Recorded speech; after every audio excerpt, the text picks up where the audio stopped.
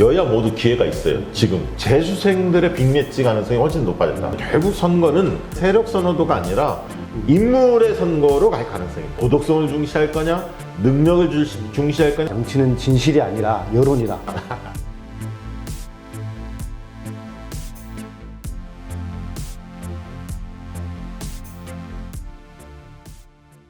위너는 어떻게 결정되는가의 저자 박시영. 김계환입니다. 저는 차기 대선은 재수생들의 빅매치 가능성이 훨씬 높아졌다.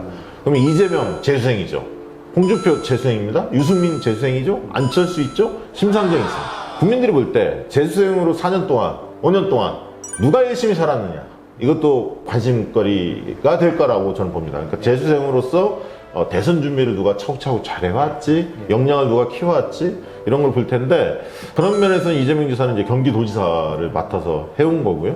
홍준표 전 대표는 어떻게 보면 지방선거 참패 이후에는 사실 정계 전면에서는 좀 사라졌고요. 유승민 전 의원도 어떻게 보면 저 안철수와의 실험에서 바른미래당 만드는 데 실패하고 조금은 거리를 두고 활동을 해왔는데, 어쨌든 유승민, 홍준표 최근에 보면 재수생들의 노련함이 좀 돋보입니다. 저는 과거 첫 번째 지난번 대선 나올 때보다는 홍준표, 유승민 두 분의 잠재력을 높게 평가합니다. 그때보다는 훨씬 준비가 돼 있다는 느낌이 좀 들고요.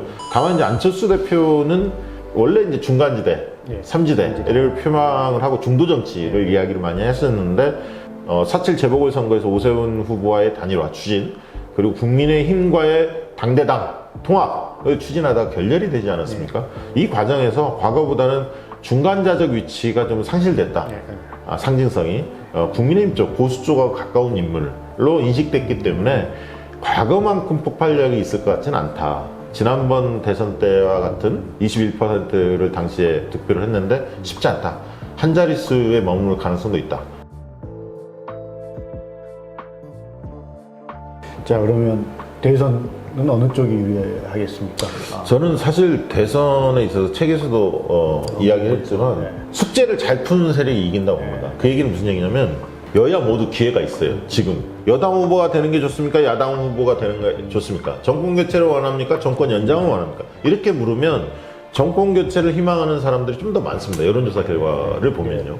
그 얘기는 뭔가 바꾸고자 하는 심리가 좀 더 있는 거죠, 바닥에. 근데 여당 후보, 야당 후보 1대1 가상대결을 붙이면 박빙이란 말이에요. 이재명 후보가 윤석열 후보를 앞서는 것도 있고 윤석열 후보가 또 앞서는 것도 있지만, 어쨌든 정권 교체가 높음에도 불구하고 그렇게 인물 간의 대결로 붙이면 그 정권 교체를 원하는 세력 중에서 일부가 이재명으로 이탈을 하거든요. 그 얘기는 저는 대통령 지지율이 40%대를 유지하고 있는데 이게 계속 갈 가능성이 높다. 그렇게 우리는 예측하지 않았습니까, 책에? 그렇게 간다면 정권 심판론의 강도는 세지 않다. 그러면 결국 선거는 세력 선호도, 정권 교체냐 정권 연장, 이런 세력 선호도가 아니라 인물의 선거로 갈 가능성이 있다. 인물 대결의 장으로 갈 거다. 그럼 인물 대결의 장 중에서 어떤 도덕성을 중시할 거냐, 능력을 중시할 거냐, 정책을 중시할 거냐, 여러 가지가 있겠지만, 저는 이 책에서 밝힌 바대로 이번에 지금 국민들의 정서는 코로나를 겪으면서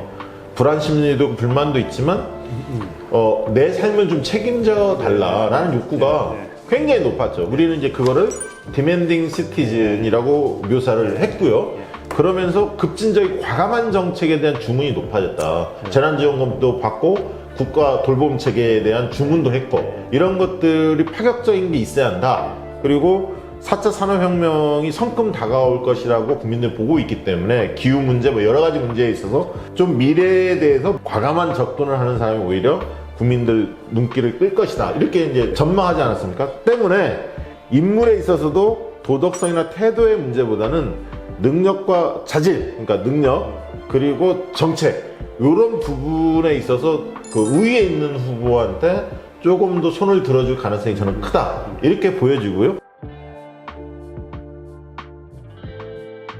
특히 이번 선거는 여권이 어떻게 하느냐에 따라서 대선 결과가 좌지우지 될 거다. 그렇게 봅니다. 왜냐하면 여권이 압도적인 힘을 가지고 있잖아요. 180석을 줬고요. 지방정부도 장악하고 있지 않습니까? 그러면 여권이 민심이 요구하는 여러 민생 과제들, 여러 과제들에 대해서 제대로 해법을 내고 혁신하고 열심히 하느냐에 따라서 국민들이 지켜보고 한 번 더 기회를 주고 싶으면 주는 그런 어떤 마음을 갖지 않을까. 그런 면에서 야권보다는 여권이 어떻게 하느냐에 따라서 국민들이 판가름 하지 않을까 그렇게 생각하고요. 그 정점은 역시 후보의 능력이 달려 있다. 예, 그렇게 봅니다. 박시영 대표께서 이제 이 경선 전략, 본선 전략을 말씀을 해주셨는데, 저는 이제 이 개인적 바람은 이제 본선 이후에 양당의 후보들이 이제 정해지면 능력을 정말 이 마음껏 과시해야 된다. 전대미문의 이 코로나 때문에 굉장히 고통받고 있고, 또 코로나 시대를 넘어서 제4차 산업혁명에 대한 어떤 기대감, 불안감들이 이제 교차하고 있기 때문에 이 중요한 이 대전환의 시기에 차기 대통령이 어떤 비전을 제시하고 어떤 능력을 보여주느냐가 상당히 큰 이 영향을 또 발휘할 수 있을 것이라고 봅니다. 그래서 본선 이후에는 두 후보들이 정말 이 나라의 비전, 국민의 미래를 책임지고 어떤 세상을 만들고 싶다. 이거에 이제 동의를 구하고 함께 이 캠페인을 펼쳐나가는 후보가 좀 유리하지 않을까 이런 생각입니다. 좋은 정치, 새로운 정치가 가려면 민심이 어떻게 흐름이 형성되고 어떻게 하는지를 늘 관심 있게 지켜봐야 하거든요. 그런 측면에서 이번 대선에서 지방선거에서 필독선은 바로 인원은 어떻게 결정되는가가 아닌가. 저희 이제 책의 이 중요한 모티브였죠. 말씀하신 것처럼 정치는 옳고 그른 것의 문제가 아니고 대중의 인식의 지점에 있다. 뭐 한나 아렌트도 좀 이런 이야기를 했습니다. 정치는 진실이 아니라 여론이다.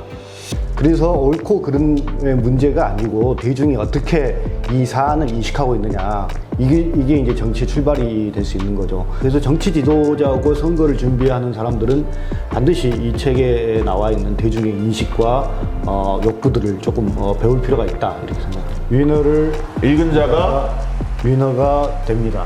예. 위너를 읽은 자가 위너가 됩니다. 이번 대선 지방선거 예측해 보시려면 반드시 위너는 어떻게 결정되는가 이 책을 좀 읽어 보셨으면 좋겠습니다.